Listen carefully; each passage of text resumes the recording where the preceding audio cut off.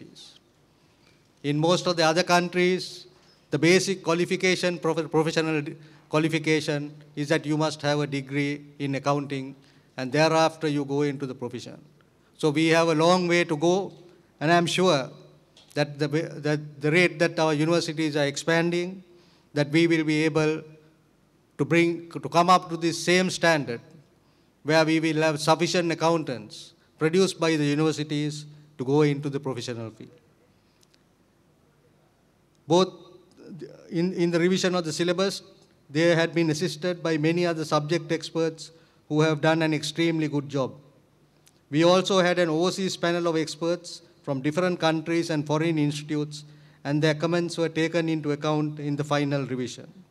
In addition, we had many discussions with lecturers, examiners, employers, our own members, council members, and this made it a complete review to meet the needs of all sectors.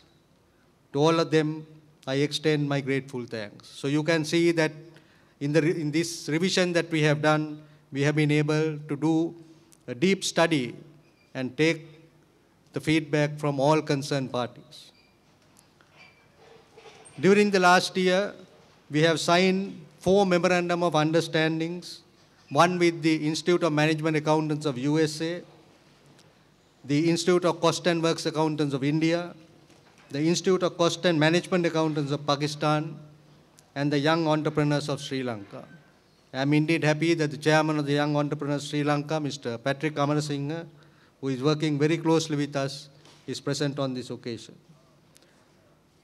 The MOUs that we have signed with the institutes in India and Pakistan provides for CMA members to get membership in these 2 countries and also permit the members of the Indian and Pakistan institutes to get membership in our body. So I think this is a big achievement that we have made, where our qualification is now recognized by our own member bodies that are there in the South Asian region. Very soon, we will be signing a similar agreement with the Bangladesh Institute in November this year, so which will fulfill our task that all the South Asian management accounting bodies would recognize each other. At today's graduation ceremony, we will be honoring a number of our students who have passed the examinations and also who have done extremely well, and they will be rewarded for the excellent performance in their examinations. In addition to that, we will be recognizing our associate management accountants, the members who are the ACMA and the fellowship. So this is another important dimension that our members are able to use the designation of Associate Certified Management Accountant or ACMA and the Fellow Certified Management Accountant or the FCMA. Today our student population has grown to 14,241, and we are very happy that we have been able to provide one of our main objectives, to provide education at an affordable cost. This, I think, is a very important decision that we have taken, and ours is 1/10 the cost of a foreign qualification. There were many students who were unable to take to the management accounting profession because of the high cost that was involved. That is why we have to step in, and I must thank the government, because the government realized the role that we were playing, and that was one of the main reasons that His Excellency the President was able to give the approval, together with the then Minister of Internal Trade, Honorable Bandula Gunawardena, to get us incorporated by an Act of Parliament. I am sure we will be able to fulfill their role, and the large numbers present here and passing these examinations will be able to meet the fruits of what has been done. We also find that there are many students who do their O-level and A-level in the Sinhala and Tamil medium. As a national body, we need to also cater to these students so that it is not made too difficult for them to follow programs in management accounting profession. So in order to enable these students, we have given them the opportunity to take the examination in the Sinhala or Tamil medium, and after they complete the intermediate exam, the final exams could be set in the English medium. So this, I think, will really help them and enable many students to immediately take the exam and thereafter be proficient with the English language in order that they could do the finals in the English medium. I must also thank the Commissioner General of Examinations and his staff who has been closely involved from the inception of CMA in conducting the exams. In fact, at the last discussion that I had with the Commissioner General of Exams, he has said that he will assist us to conduct the exams in the provinces, in the rural areas where we need to meet their needs. So we are very thankful to him, and I'm sure that there will be many more educational centers that would come up in these areas in order that we could conduct the exams in far distant places of either Matara, Galle, Jaffna, Batticaloa in these areas, or in Badulla, Nuwara districts that are involved, or in Kurunegala. So the examinations department is really one of the main exam centers that will help us to conduct these exams in the outstations. I must also thank the chairman of our examinations committee, Mr. Fred Puimanasinghe, who has been the chairman of this committee from the inception, for the hard work put him, and together with his executive director examinations, Mr. Priya Munasinghe and his staff, for their dedication in managing the exams and enabling a high standard to be maintained.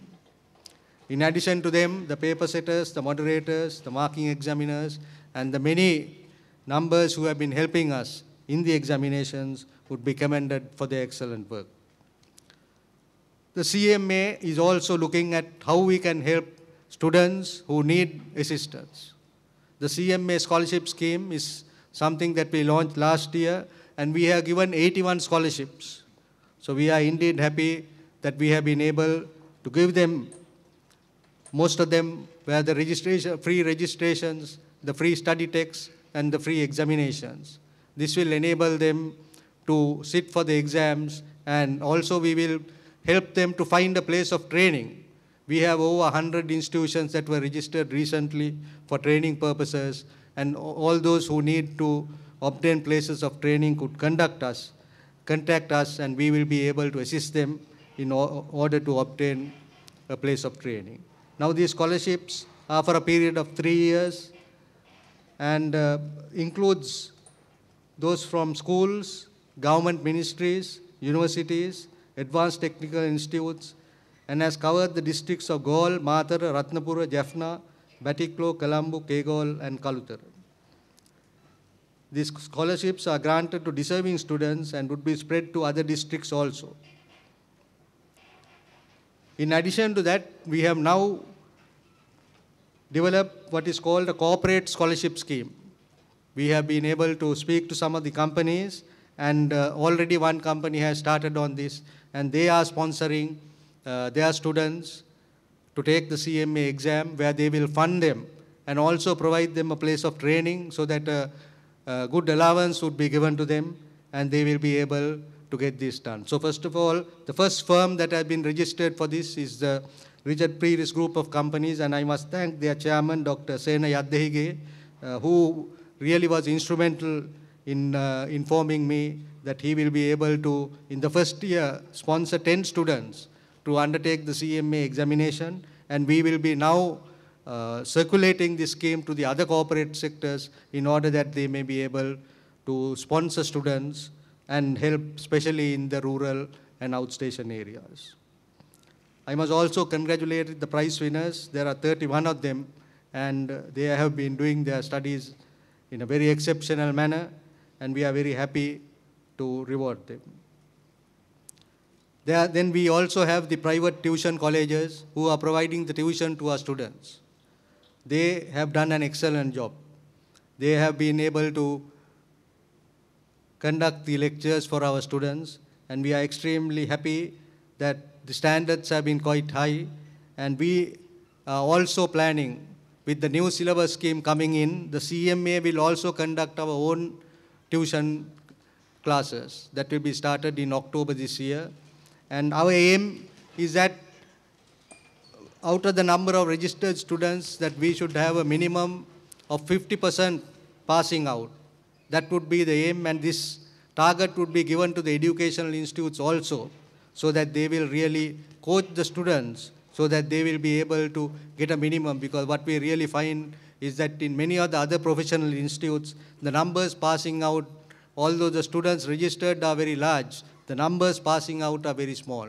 So we really want to set a high target, which will mean that the educational institutions will have to play a leading role and ensure that the students who sit for these exams are able to perform extremely well. Another important aspect of CMA study scheme is to provide the practical training to students. And we have registered, as I told you, many institutions which include audit firms, business undertakings, government institutions, and will be able to assist them to find places of training. So this, I think, will enable the theory where the students will be able to apply their theory to practice. And this is what is really required by those in the business organizations. Students who will be able to tackle practical problems where they could apply their theory, not only in answering the question papers, but also when they go and work in undertakings, business undertakings. Today is a great day for all students who are passing out and those receiving the membership of CMA. Especially those receiving the membership of CMA, I must tell you that we have a code of conduct, a code of ethics, and I think you really need to go through those very carefully. And we have currently received the membership of the International Federation of Accountants, which was in last November, when we received the membership of the International Federation of Accountants. And we will be following the ethics guidelines given by the International Federation of Accountants, and would be very happy if all our members would be able to make themselves quite proficient in these areas. I must also just say a few words about the past finalists. After every exam, we have an interview with all the past finalists. I must say the standard is very high. All of them are proficient in their communications in the English language, and I'm happy to say that the quality of the students who have passed out are of a high order, and that they will be able to really give a good impression of the CMA Institute to most business undertakings when they go and work there. So I'm sure that you will really be able to be gainfully employed and attain higher career opportunities in the future. Let me congratulate all of them and wish them all success. I wish to thank our chief guest, Professor Malik Ranasinghe, Vice Chancellor of University of Moratuwa, for accepting our invitation to be the chief guest. Professor Malik Ranasinghe is no stranger to us, because although he is in the university field, he is someone who has had a close interaction with the outside world, such as the business sector. His graduates who are passing out are people who are really grabbed by most of the business undertakings. So I think this is not only for the professionals, but also for other universities, that they should follow the same standards, high standards that are set by Professor Malik Ranasinghe, who is the Vice Chancellor of the University of Moratuwa. And also the courses that are conducted, the technical courses, which are very useful, the MBA programs, and the other professional programs. And I'm also happy to tell Professor Ranasinghe that there are a large number of your students who are following our CMA. So we are very happy to cooperate with you further and to ensure that we'll be able to give more scholarships, because I see that there is only one scholarship that they are at present, but I'm sure we'll be able to give you much more. At least 10 to 15 scholarships we'll be prepared to give to your university. I must also thank our guest of honor, Mr. Sunimal Fernando, who is the advisor to the President. I really invited Mr. Sunimal Fernando because he is someone who has really taken the lead in taking the English communications to our students.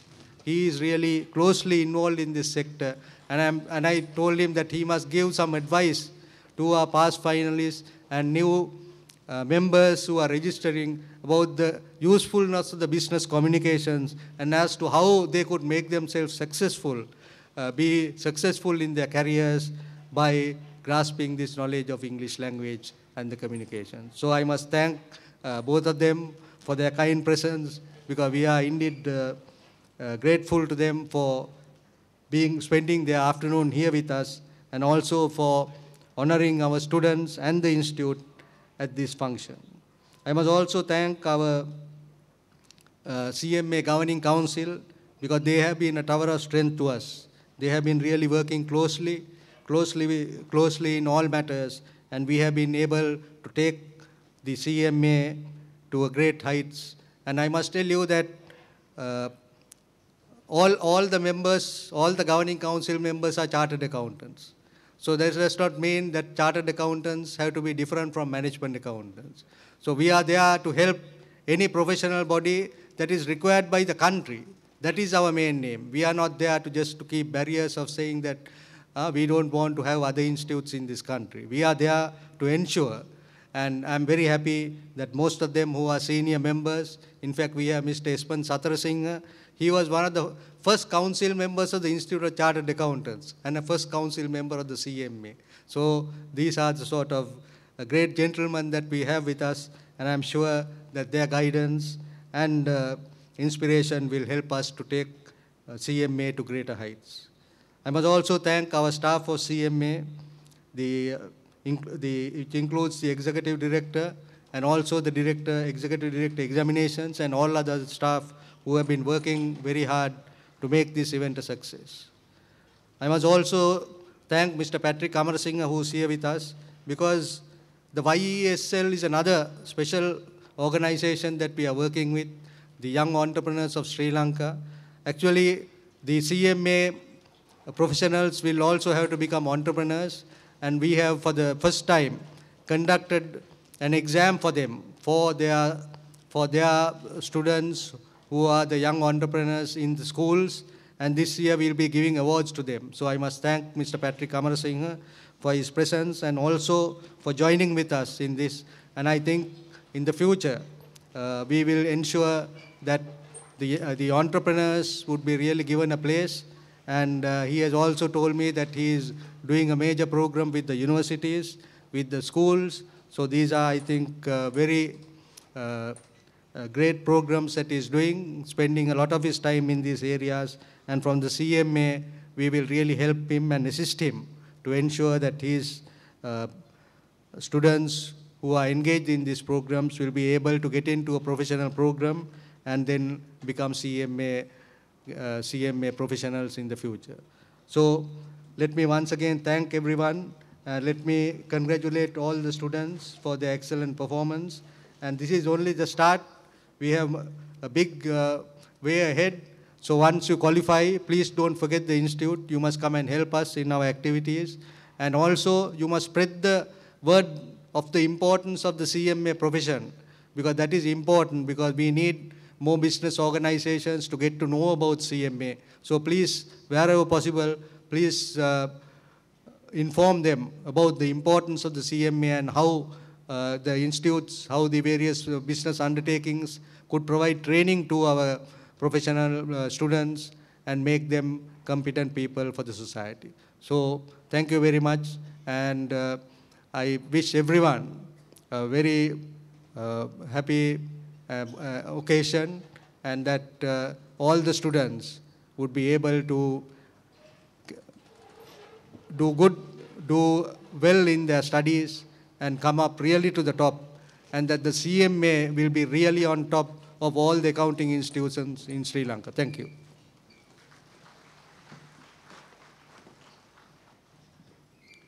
Thank you too, Professor Vattabala, for sharing with us the rationale for the CMA and also indicated to us the alliances and programs, parallel programs that are being conducted in order that genuinely the Sri Lankan population and those aspiring to advance their careers will actually receive the right kind of help at the right kind of time. And there's a similar spirit that has occupied Mr. Sonimal Fernando, who I think most of you already know, serves as an advisor to the president and has taken the proverbial bull by the horns in making it possible for the English language, which of course is a language of communication, to be made accessible to ever larger numbers of our people, even as they aspire to communicate with people in other parts of the globe, not least in Asia.